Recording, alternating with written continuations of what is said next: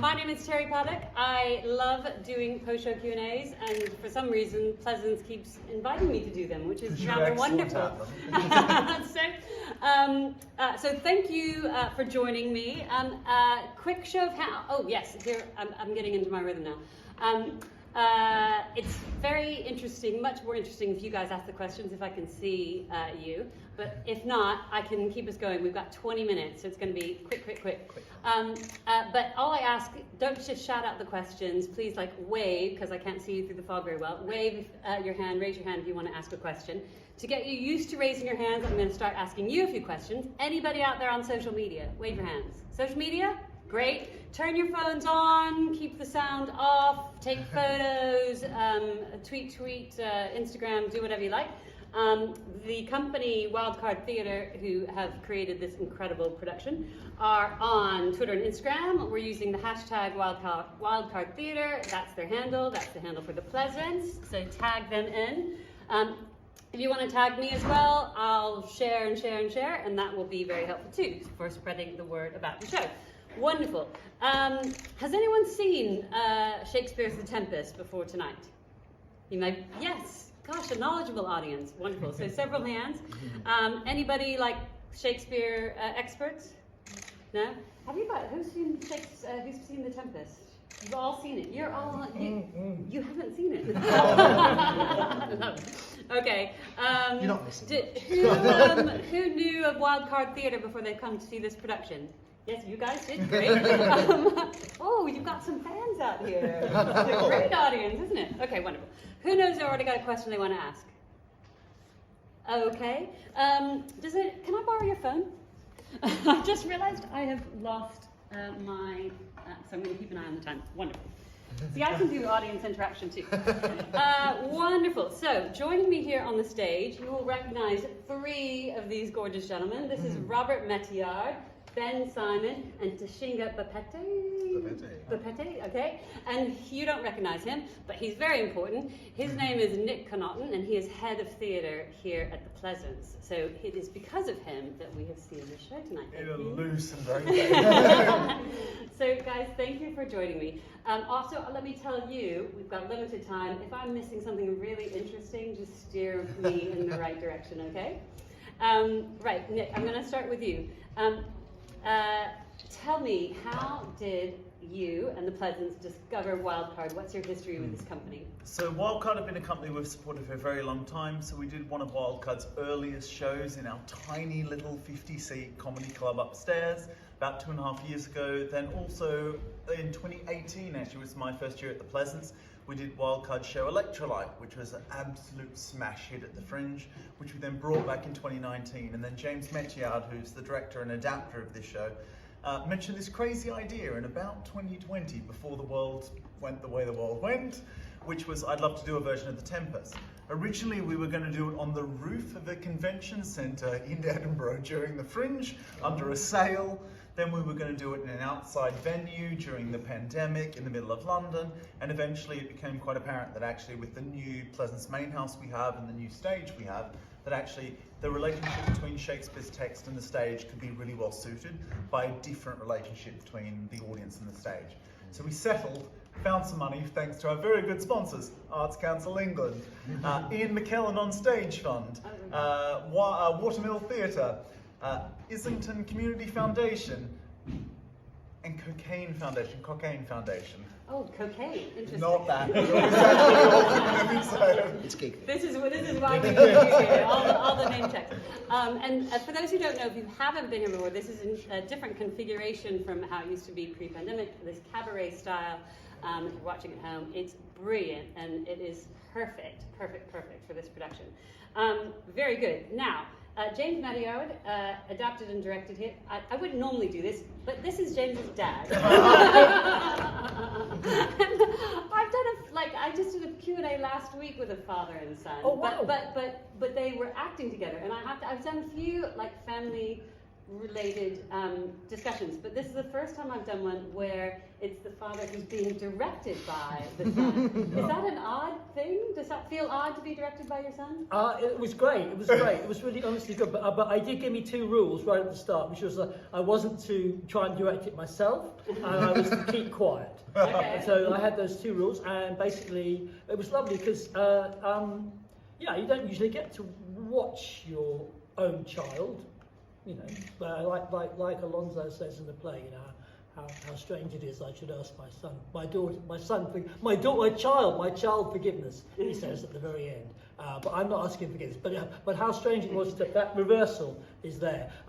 So having to be told what to do. But the amazing thing was, and I can say this as a dad, he's very, very good at it. So I just, in the end, you just sort of relax and listen to what he's saying, which is a strange turnaround because you just have to sort of say, oh, actually, you know quite a lot about this. Well, I think it says a lot about you as a father that you're willing to be bossed around. Well done. And by the way, I believe James sends his apologies. He's got a sick cat. So that's good. Right, let me then bring in Ben and Fishing. Now, Ben, this is not your first show with Wildcard, is that No, right? I did Electrolyte with Wildcard, which went up to the Fringe, and as Nick said, it was a big hit up there. So, is it feeling good to return to? Absolutely, yeah. And what do you think with that? That was also a gig theatre type show. Yeah. What did you think when James said to you, "I'm going to do the same thing with Shakespeare"? I thought it was a great idea. I think naturally the kind of musicality of the language of Shakespeare lends itself to having music with it on stage. I mean, why not do it as gig theatre and have everybody on stage as the actors making all that noise and stuff, and really working kind of in harmony with the text, and which I hope we achieved. I think we achieved it. Working in harmony with the text to kind of create something that's truly kind of unique and special. So I think it's great. Yeah. And Tashiga, now you, as well as these other two, raised your hand when I asked if you'd seen The Tempest. Have you performed Shakespeare before? I've performed Shakespeare, but I haven't been in Tempest before this. Did Macbeth, and I was one of the witches actually. Excellent. That was really fun. But my relationship to Shakespeare, I've never really liked it in that way until some teacher of mine said to me, you've got to make it so that it's you. Find your way to make it you. Because before it would be like, oh, this is how you do Shakespeare. This is what you do to achieve the language, all of that. But then when they said to me, just make you come to life, it changed my perspective on it. And I kind of just make it really modern in my own sort of way. Because one of the ways that this production is marketed well by Pleasance, thank you, is to say it's Shakespeare like you've never seen it before. I've seen a lot of Shakespeare. I've seen many productions of The Tempest, and I can confirm this is Shakespeare as I've never seen it before, right? Are there unicorns strolling around the auditorium? Aerialists, unicorns, the music. It's amazing. It's amazing. Yeah. So, and no unicorns were harmed actually. No unicorns were I just want to make that clear. But do you guys feel that as a company that you're doing something different, that you are reclaiming it as performers as well in some way? I think we've really done something like magical. Like even with the music and everything, we all banded together for 2 weeks, 2 straight weeks, where we just tried to work out exactly what the melodies are going to be. How do we make it catchy in this way? How do we convey what feelings we're trying to portray in this moment here? I feel like we did that with, for example, Love. Like, that song is so catchy, but it's so simple, but it drives home exactly what Ferdinand's feeling in that moment. Yeah. I think that's really, really important, because I think one of the things that James Adivas here would be saying, I think, is that the storytelling was really important here. That we decided that we managed to get the story across and tell the story we wanted to tell with, because there are lots of cuts in it, and it was quite, so some people will say, oh, their favourite bit's gone, but I mean, James was quite ruthless. He said, well, it doesn't really add, it's not telling the story, it's not, he's repeating himself, he was quite brutal with Shakespeare sometimes, but I think that there's still this, you have your beautiful speech about, the wreck and Caliban, about the twangling instrument, they're all there in amongst this kind of new thing, I think. Does that make sense? It does make sense. Yeah. And I also wanted to say, although we're crediting James having adapted and directed it, in fact, the three of you and several of the other performers are also credited as in collaboration. So you obviously contributed to the cuts and the music and everything. Yeah, that was the 2 weeks. Yeah, the 2 weeks in December was before we started rehearsals. Kind of properly was all music R&D. So we were really working on, as Tash said, the numbers themselves, but also the underscore and how do you underscore a scene that has so much stuff in the text and so much substance that needs to come across to the audience for storytelling purposes without detracting with, you know, so much music. And it was kind of finding that balance and working out where the music sits in relation to the text and in relation to the storytelling. It's been something quite beautiful in the composition of the company, which is Jasmine Morris, who's been our composer and who's been a phenomenal composer, has been complemented so well by the core musicians and co-composers of the show, in that we've got the best of, so Jasmine's like BBC Young Composer of the Year, and we've got the best of stage musicianship and composition as well. So the combination of between the two is something actually quite special about the show. It's very special. And I also want to say, Ben, you're also the band leader. You're back there. And how many instruments is everyone playing? There's quite a lot. I've got 3. You've got 3. Tash has got about 10, I think. there's lots of I play about 8 in the show. there's a lot of Robert, what do you play? I play 3 because I'm going to count my range stick. Okay, that He's very proud sounds of the really range rude. The range stick. Did you hear the range stick? Go. Did you hear the range stick? Please put There's your 2 hands in the up. front row that love The range stick. God, it's big. It's bigger. And towards the end, I'll go and do it. I'll do it again for you in a minute. So that's 3. And I think there were some instruments I didn't even know what they were. What are they? So there's Including the rain stick. my favourite is probably the auto harp up there, which is a great bit of kit. It's just a flat harp and it's got the buttons on it, and you'll just press G and it'll put down all of the notes to make a G chord, and you just strum it and you go through your chord, and it's a great piece of kit. Yes. It's fab, and obviously all of that stuff there as well is all of the shingas. Effects all of, modulators. effects modulators, chaos pads, NPCs. So Lauren at the top, Ariel was playing about 4 or 5. Yeah, She's got yeah. auto harp, violin, clarinet. Eleanor about. It's fascinating too, 3 or 4, looking at the script, like how specific it is with where each note comes in on like a different word. It's really precise, isn't it? Yeah. Does that not scare you as a performer that you might like say something in the wrong time? Get a word wrong. I did zone out the other night. I was just watching Alexander draw one of these Calibans on the floor, and I missed just a violin stab because I was just watching. But no, I think it's that thing of repetition, and it's the point now where we've done it kind of through rehearsal so much that it's just kind of in the bones now. And another thing as well, like with Gigi and Eleanor, most of the stuff that they say on the night is off the top of their head. Like it's not apart planned. from Shakespeare. Yeah, apart from Shakespeare. So a lot of it's not planned. So that comedic act that goes on in that clowning act is like depending on what everyone gives them. Oh yeah, we So had exactly. So it means that when we do it, us as musicians, we don't know what they're going to say, and sometimes it makes us laugh so much, and we miss the next cue. Oh my God. We're blaming you. That was hilarious. That was brilliant. Okay, I'm sorry, I've been hogging the question time. Were there hands over here? Hands. I'm looking in the back, and then I'll come to the front. Yep, in the back. I don't know if there's a designer that can speak to this, but I'm really curious about, but I'm sure that you are all happy to answer. I'm really just curious about the costume design, specifically Caliban's like World War II gas mask that he had, and also the set. I'm just now in the light noticing all these ghost stick figures on the floor, and I'm just loving. Well observed. Well, first of all, let's shout out the designer, Luke W. Robson, who's rather great. And who wants to speak on behalf of Luke? So we'll do a little bit about the design process. So the design process went through, so this was initially conceived as a design-led show. So as I mentioned, like we were going to do it on a roof in Edinburgh outdoors, we're going to do it outside, and very much the design world was fundamental to it. But then as we brought it into the theatre, we realised that actually what we needed to do was make sure that the design matched with the stage world, matched with the sound world. Luke's done an incredible job of doing this kind of like steampunk, kind of futuristic, kind of traditional world of a Shakespeare play, Hunger Games version of a Shakespeare play. Hunger Games meets Specifically to the kind of gas mask world of Shakespeare, I can't speak specifically to those references.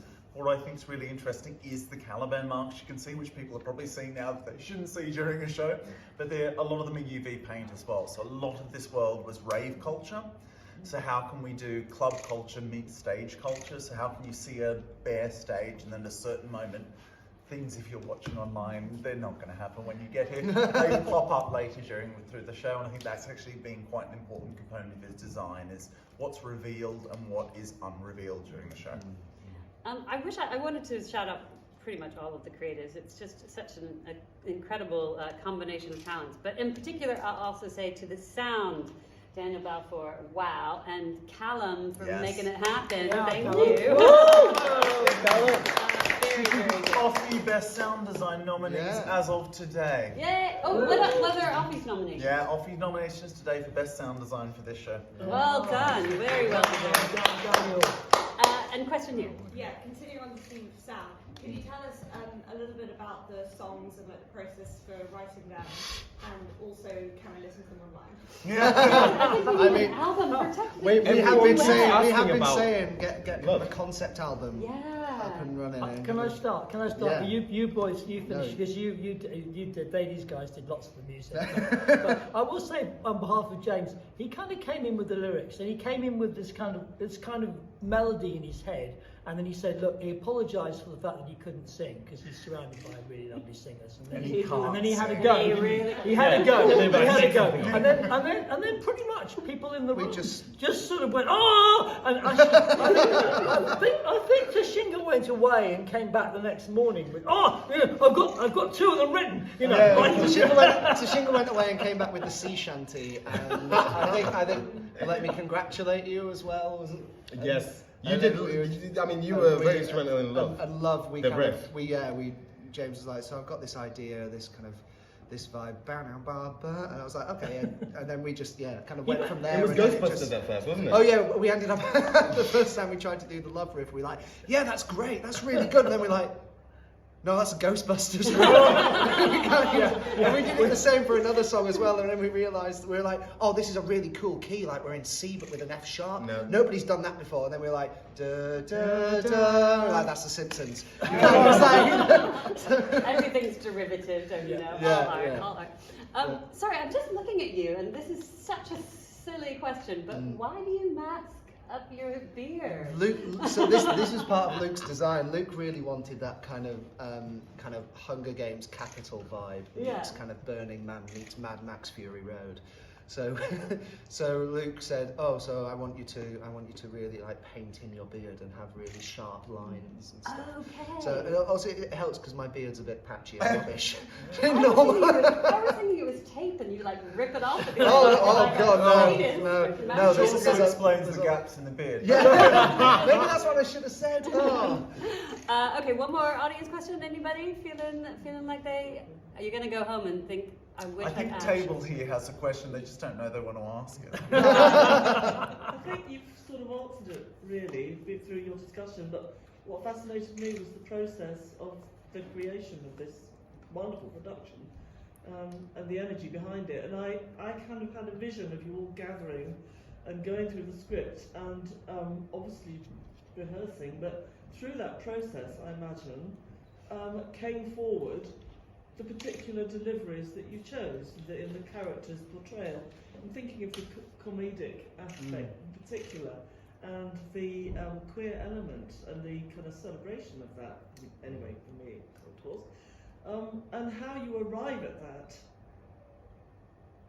compared with the director's vision, which is what I would have asked James had he been here, is what's the balance between James having a vision of how he wants to tell the story that he wants to tell of the Tempest, and how he allows the cast the freedom to explore that and bring of themselves to it. So it's that process that interests me, the balance. I can answer a little bit, and then I'd offer out to these guys is that, like, so James and I spent, as I mentioned, like at least 3.5 years talking about 11,500 different ways this show could come out. All of them have had a sense of kind of an ambiguity and a freedom in the way that the story was told. All of them had inherent queerness or have had an inherent liveness to the way that's presented. I think that has been compounded by the incredible team that's on board. So all of these three, plus the rest of our incredible musicians on the music side, then also just on the pure performance side, you've got people like Gigi, who are a slight force of nature, and who would be here if they weren't feeling slightly under the weather, not COVID, but slightly under the weather, and actually said to me today, I'd love to be there because this is my kind of space. Yeah. And so when you have those kind of people come on stage, Eleanor, Lauren, Ruby, like the entire team for this show has brought something that is both, I think, what James wanted, but has also increased the impact of what he would have hoped would have come. Yeah. Can I say that? I mean, so that Gigi, you know, I think it's incredibly Shakespearean. I think, you know, that there would be a comedic actor in, you know, but back, you know, he would have had a standout comedy performer in the cast who people would have been coming to see, and you know, Gigi, you know, they are in their own right, you know, in a drag act which James had seen and found was, you know, thought was really entertaining, and so putting the two together isn't actually natural. It's quite absolutely natural. It's just, you know, it's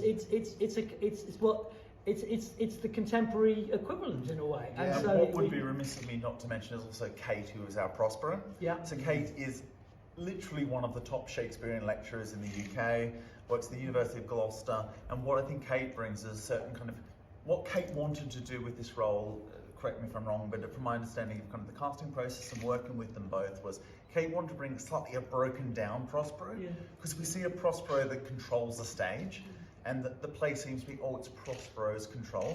What Kate wanted to do is a Prospero that's losing control.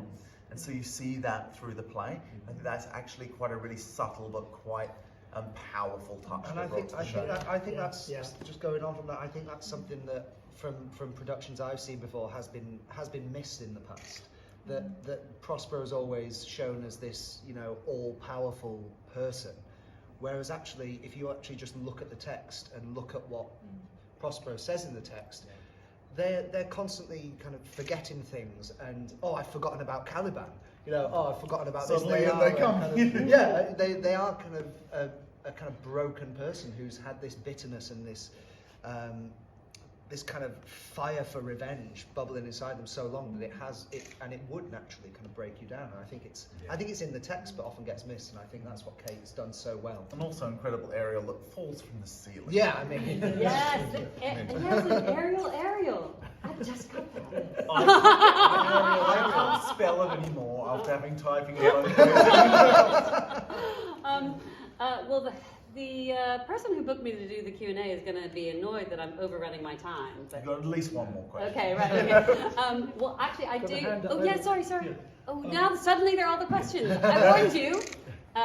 Let's hear them both, and we'll decide. One of my sadnesses about Tempest over the years is how badly treated Cannibal. I think this production is very kind to Caliban. Gives Caliban a role above and beyond just a monster to be abused, and I think that's a wonderful theme that I'll certainly take away and reflect on. Because when we were talking about coming, I was saying, I hope they don't beat up Caliban again, because I kind of go away thinking, poor bugger, you know, and it doesn't feel like that to me. So, you know, thank you. That's really good. Kindness radiates from But this there's show. also a history to Caliban and the way that the colonial impact of the writing and the reception of the text impacts on that. And I think something that's quite conscious of treating that role with dignity and respect, and also treating the way that that's interpreted with dignity and respect. So I'm really glad you picked up on that. So. Thank you. That was very astute. Yes. I just want to say, firstly, the show was amazing, so well done everyone. Oh, thank you. I love Wildcard. And then my question was, I know you spoke about sort of like your music process and kind of creating that, but I wanted was there a song that everybody loved, but it just didn't make it into the final one. The original Yellow Sands, I absolutely loved that song. Don't you? The original Yellow Sands, Yeah, it had like a really like. Can you give us a little bit? Wait, It was kind of Red Hot Chili Peppers inspired. Oh yeah, that's it. And then take hands. And then we were just like, it just doesn't match the vibe of that Yeah, moment. it just didn't work. wasn't- It was very grungy, but it just didn't But have it's going to the. be in the online director's cut, right? We'll get it recorded album especially. Spotify probably in a week. Yeah, well, I'd forgotten that. We loved it. got a long way down the road with that, didn't we? Yeah, and then, we did. And then James said, "No, it's the wrong field." No, it's the wrong And he field." was right. And He was absolutely right. We but- tried to do, there's one song that's actually in the text that's when the bee sucks, there suck shall I or something, and Ariel sings that. But we were just like, we started it and then we went, yeah, no, this just isn't right. Because Ariel's supposed to be having like this dark moment and it's supposed to be like, yeah, we're about to go and get Caliban and all these other guys. But then it just, when the bee sucks, so sucks I, it was just like, okay. Don't really kills it. fit our Ariel. Our Ariel was much more elemental and Everywhere. cosmic. than- Yeah. I think that's obviously that's And testament they to can't sound sound design. alliteration. Yeah. Okay, so final question. You've now proven that gig style Shakespeare is where it's at. So, which Shakespeare would you choose to Oh gig my up gosh. next? Romeo and Juliet's got to be done, hasn't it? Romeo and it's- Juliet? well, perhaps it's been done already musically. I don't know. I'll come back. Oh, I jumped in. Wildcard. I jumped in there. Wildcard one, yeah. I'm a big fan of the histories. But I don't really know. I quite like to see a gig theatre of Richard III, but I don't know. I don't quite know how it would work. Maybe Henry V. You know, all that Agincourt stuff might be quite cool. Gig theatre, but I don't really know. Are you going to say Titus Andronicus? No. Oh, now that one. No, it has to be my favourite one. Much Go Ado on. About Nothing. Much Oh, Much Ado About Nothing. I don't know, I think that would be interesting and I would want to see, because my only criticism is heroes always, you know, they always let her down whenever I watch it and they always let down, Claudia as well. The whole thing's just a bit, ugh. But I'd love to see, like, hero just has her moment and it's like, screw everyone. Yeah, I like Absolutely killed my joke. Rammstein does Titus Andronicus. Thank you very much. That would be brilliant. We're insane. We're insane. Yeah. If Okay, it's but- not German hard rock and it's not Titus Andronicus, why are you here? Oh yes. Okay, but Nick, I will give you the final thing. Yeah. What have we got coming up with the Pleasance? Because I hear the programming is pretty good. So we are now, as you can't see, we're in a really quite beautiful cabaret layout, which means that we're relaxing the rules of theatre. We're encouraging people to come and have a good time.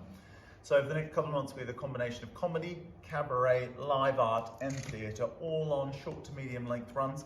So if you're not coming down to the Pleasance, what are you actually doing with your lives? Very bored lives. Okay, wait, don't clap yet. Don't clap yet. Clap big at the end for Nick and Tash and Ben and Robert and Wildcard.